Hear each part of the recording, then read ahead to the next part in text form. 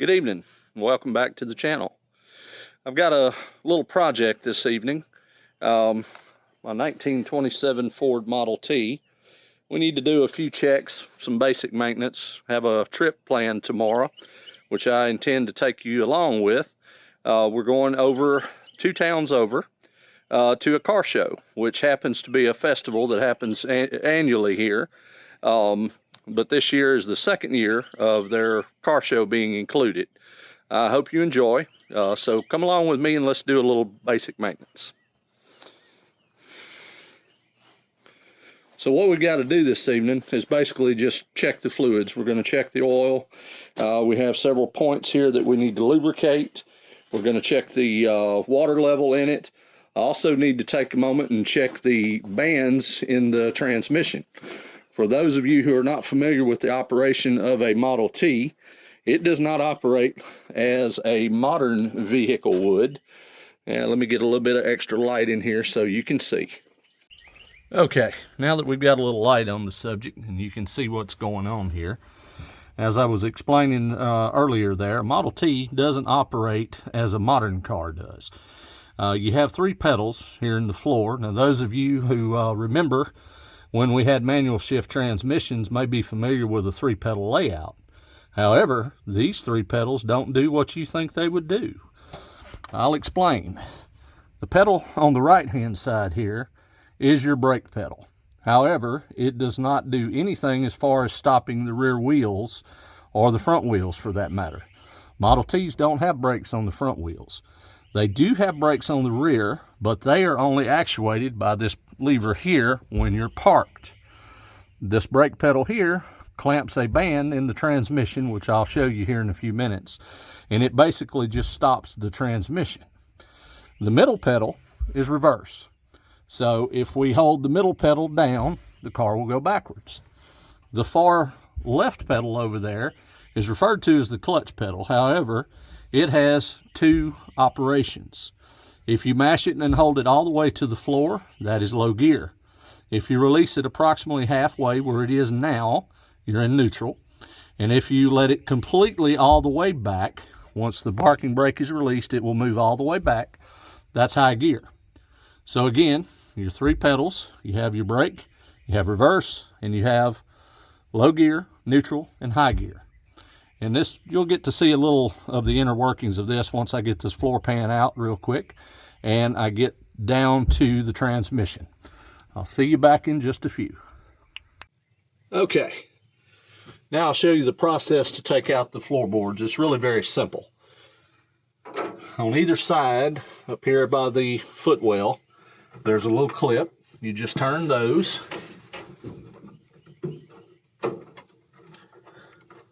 That will release the floorboards. They come out in 3 sections. This one slides out like such. Then the flat one here under your feet lifts up.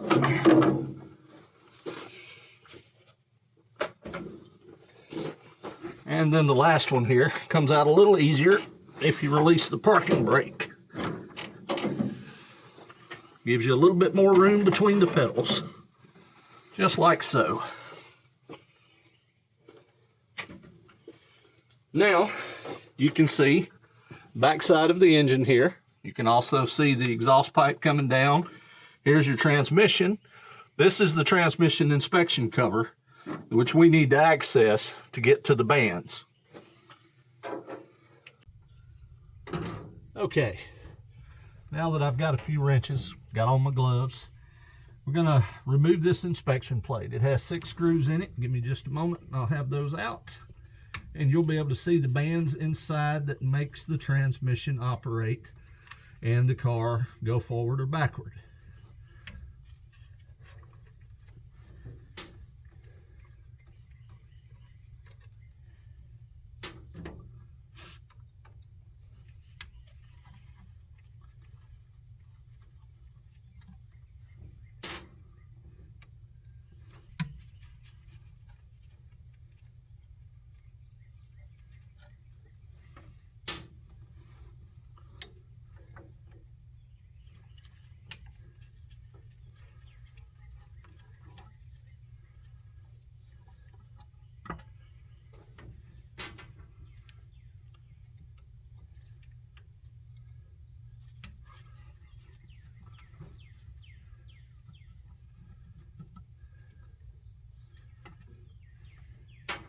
Okay, got the last screw removed. We're going to remove the plate along with the gasket. And now you can see the internal workings of the transmission. You have 3 bands inside the transmission. There are 3 drums. The very forwardmost one is reverse. As you can see here, if I move the reverse pedal, I don't know how well you can see it, but this band in here is squeezing. If I were to move the drive pedal or the gear shift pedal for low, neutral, and high, the middle band would contract. This one can be adjusted from the outside without taking this plate off. And then of course the farthest one over here to the right is going to be the brake pedal. That is the rearmost band. So give me just a second and let me get the camera repositioned so you can see this a little better. Okay, now that we've got the camera moved, maybe you can see just a little bit better. Again, here's the 3. You can see the end of the bands on the 3 different rods, which correspond to the 3 different drums. So what I'm going to do right now is I want to check and make sure, see where they're set, and if I need to take up any slack. This would be the brake, which is the rearmost here, and it could stand to be adjusted just a little bit. So I'm going to give this nut here on the end of the shaft, the adjustment shaft, a couple turns, and let's see what we can do with it. They have a notch on them. I know you probably can't see it on the camera, but there's a notch so that when you make a full revolution, it locks in and doesn't back off. Okay, that's good, but I'm going to go one more and see what that looks like. I might wind up backing it off again 1 notch. I just want to look and see. Yeah, I think that'll be good right there. You don't want to get it too tight. If you get it too tight, it'll cause a residual drag on the band, which will, in the case of this being the brake, it would inhibit your forward and reverse speed, and it also would build up heat inside the transmission, which we really don't want to build up a whole lot of heat. We want to try to minimize that. This is filled with oil, shares the oil from the engine, and as the engine is running, your flywheel is right here ahead of these bands, and it splashes through the oil and throws it up in here to keep everything lubricated. Okay, so that's the brake band adjusted. Now let's check the reverse. And reverse looks pretty good. Reverse tends to say in adjustment better than the other 2 because you don't use reverse near as much. Okay, so now let's make a little adjustment here on our clutch pedal, low speed, drive, whatever you want to call it. And it's actually, there we go. Yeah, it could use some adjustment. Okay, so that one for the drive, as I stated before, is adjusted outside. You could actually do this one without removing this inspection cover. You can do it by feel. I prefer to take the cover off because I want to visually make sure I'm not over tightening the band. So let me grab the necessary wrenches for that, and we'll give that an adjustment. So what we have over here on the outside, the rod itself that controls the band is the smaller outside portion. It's a 1/2 inch wrench for that. There's a jam nut here to keep everything from turning, and that one is a 15/16. So we're going to loosen him up so we can gain some adjustability. Now we're going to tighten this one up by screwing it in. So I'm going to go 1 turn. You reach over here, actuate the lever. I think I'm going to go about another 1/2. There we go. Now let's see what that looks like. That looks good. Okay, I think I'm going to leave it at that. So we're going to tighten up our jam nut.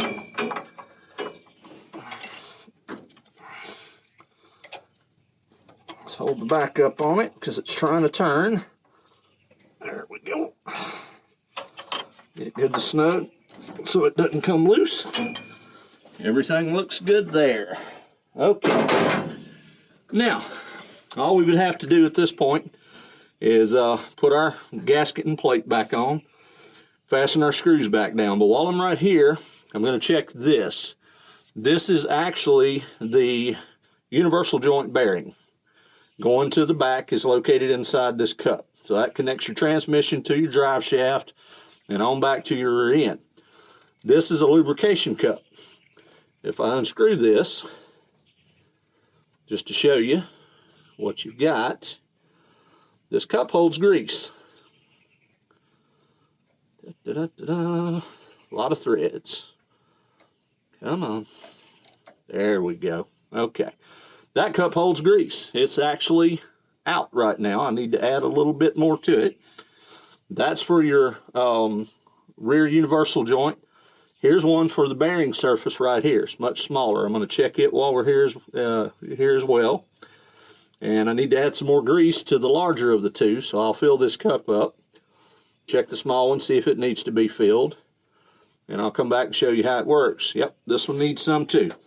So give me just a moment. Let me fill those up. I'll be right back with you. Okay, made it back. Got the grease caps filled up, ready to reinstall. Show you here, got it full of grease. We're just going to screw it down on here. Now the way these work, as you screw it down, the grease is forced in under pressure into the bearing surface. So all you do is periodically, you would remove this floorboard, give it a turn, you're good to go. And then periodically check it just to make sure you've still got grease in it. And that is all you have to do as far as maintenance on these bearings go. There we go. That should do that. Now I've got this done, so we can button this back up.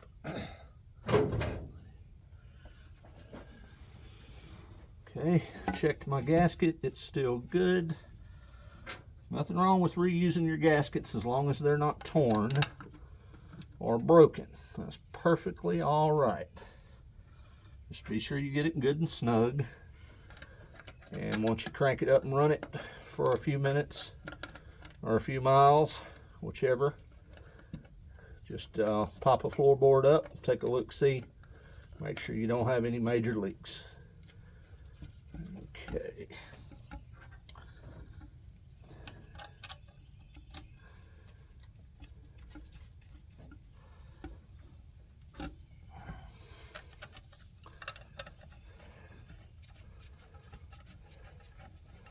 Yeah, I think this is going to be a fun little show tomorrow. I hope everybody enjoys it.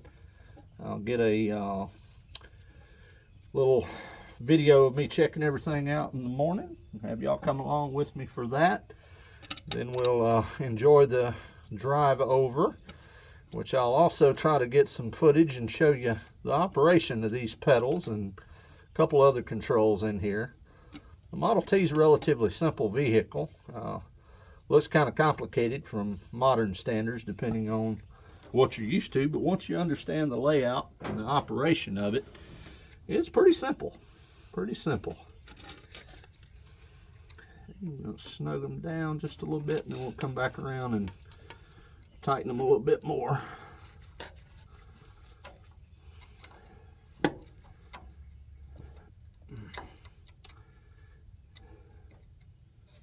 Yeah, the Model T, a little history lesson for you while I'm just turning screws here.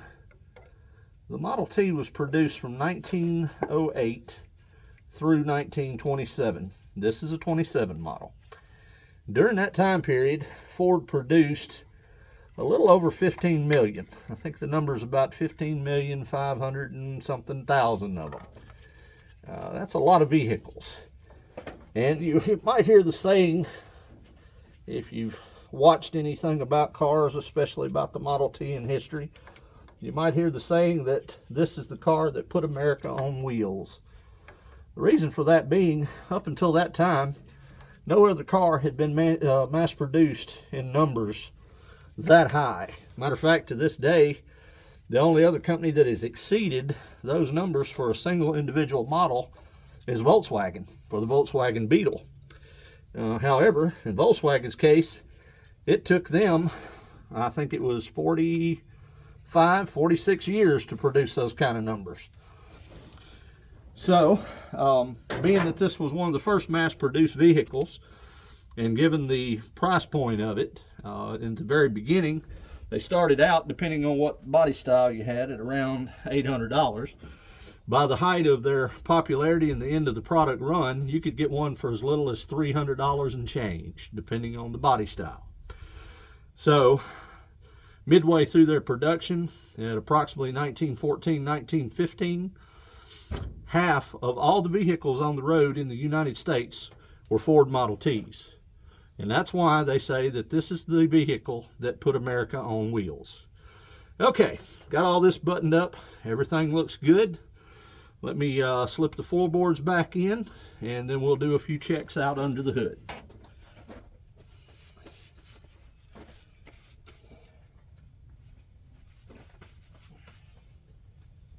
Okay. And of course, reinstalling the floorboards, just reverse procedure of taking them out. We'll set this one in first, and we'll just let him sit there and hang out. Okay. Now, we'll pull the parking brake lever back. We'll slip this one in.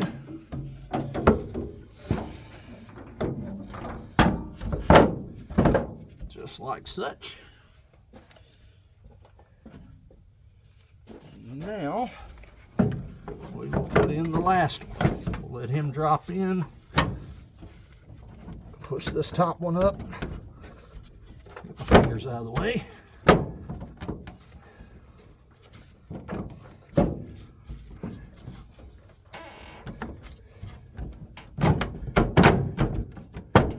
There we go. Now we just turn the retainer tabs back down.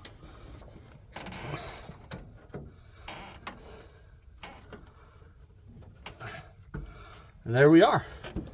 We've successfully reinstalled the floorboards.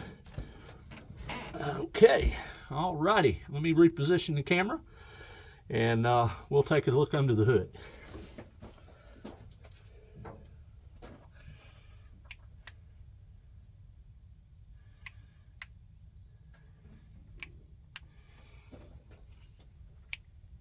Okay, here we have the engine of the Model T.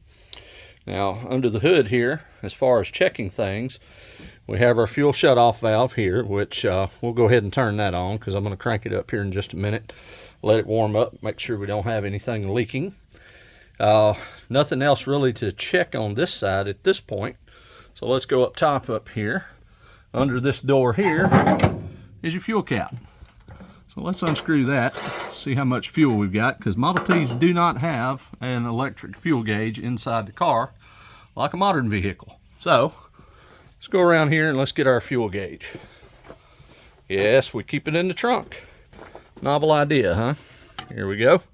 Here's our fuel gauge. Yep, that's a stick. This is not one of the official Ford sticks. This is a stick that a gentleman made, and it works. So I haven't seen the need to buy the actual Ford stick. So you just stick it down in there till it touches the bottom.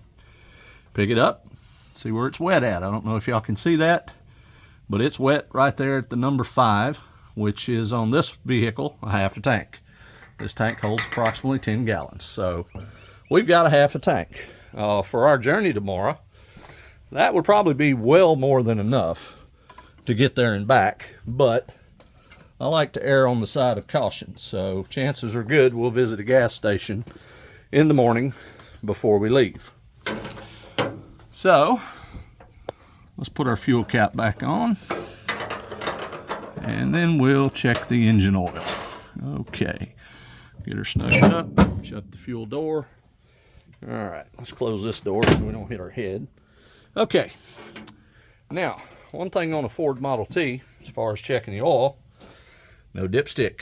It's not on the other side either. To check the oil in a Model T Ford, you have to look up under the car. There's a special tool to keep you from having to get dirty. You still have to kind of get down, but it helps. And I'll show you exactly what this tool does. So, let's get down here where we can see. Okay. Okay. Here's our transmission again. Don't know how well this shows up on camera, so I'll kind of hopefully point at it with this, but there's 2 petcocks. There's one here, and there's one here. So to check our oil, we're going to put our handy little wrench here on this petcock. We're going to open it, and we're going to see what happens. Now, if we got enough oil, and we do, I don't know if you can see it there, but there's a drip. It's dripping out. We're good. So as long as we got oil coming out of the top one, we're okay. Operating range is anywhere between these two, but technically I would prefer to see it coming out the top. All right, so we've checked our oil. We're full. So let's get back up here. Now, let's check our water. So this is referred to as a motometer. All this is a mercury thermometer. Again, there's no internal electric gauge for your water temperature. It's done by means of a mercury thermometer. So let's unscrew this. Loosen up our cap here. Take it off. Now let's look down in there and see, can we see any water? Shake the truck a little bit. Oh yeah, yep, there's water, so we're good. And no, it's not low. On a Model T, you don't fill it all the way up to the top, because if you do, it's going to get rid of some of it. It has an area where it likes to run, and it's usually down about the top of the radiator fins, which would be somewhere right about underneath the Ford Made in USA logo if you were to measure that. Okay? All right. That takes care of this side. So, let's close the hood over here. Okay. There are several lubrication points on the front. You have more on the front end than you do on the back end. I'm not going to lubricate these now. I'm going to wait till in the morning before we go. But you have one here on the kingpin. You have one back there on your drag link. You have two here.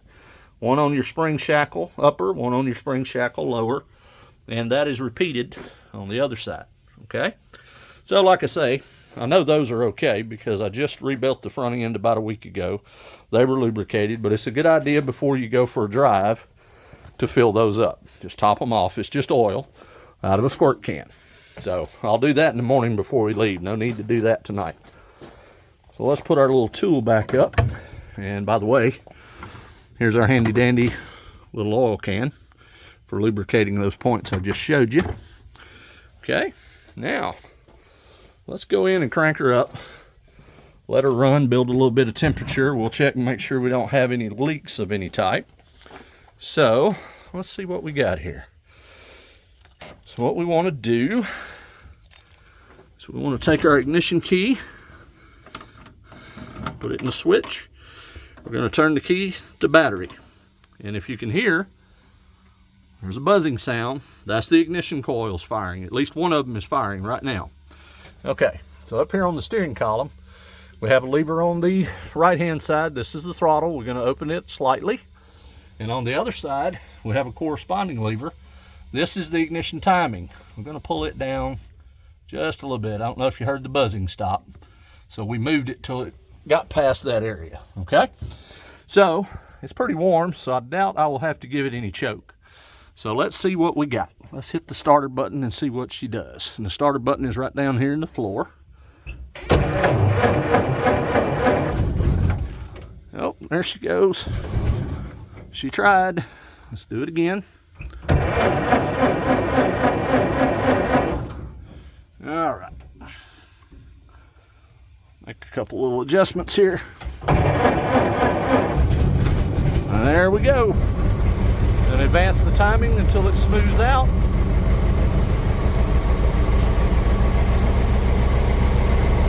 Back up on my throttle just a touch. And we'll let her warm up.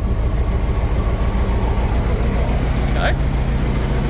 Just like that, she's running and operational.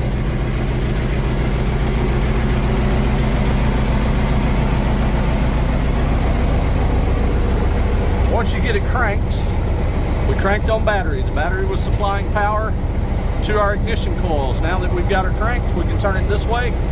She's running on the internal magneto. It's not running off of the battery. And as you can see, our generator is charging our battery.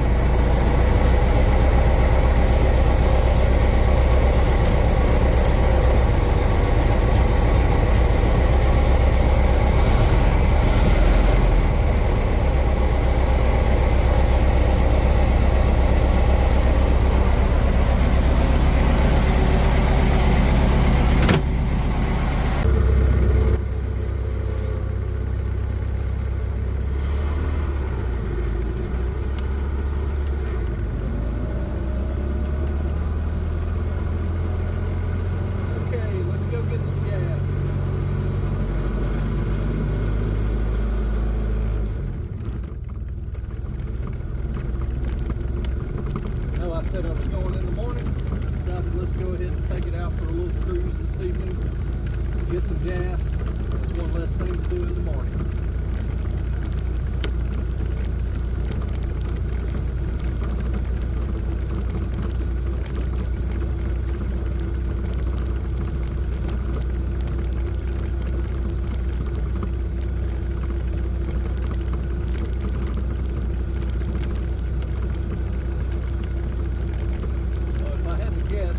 Probably about 20 miles an hour, maybe 15. Here's some neighbors. Let's give them a shot of the horn.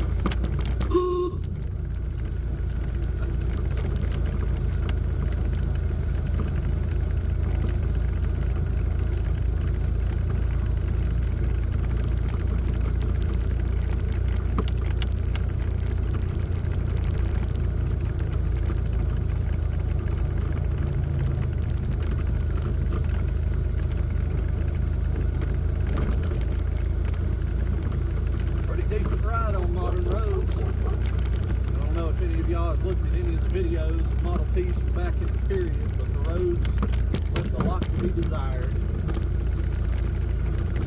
Today we wouldn't even begin to attempt to drive a modern car down most of those roads unless it was a four-wheel drive of some sort, and then that would still be iffy.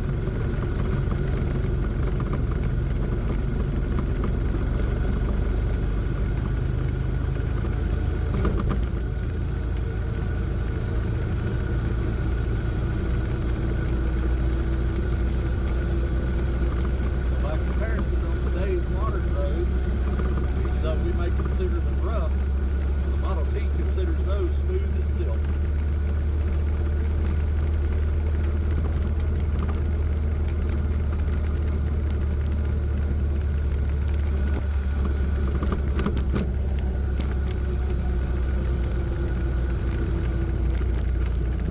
Alrighty, put up on a stop here.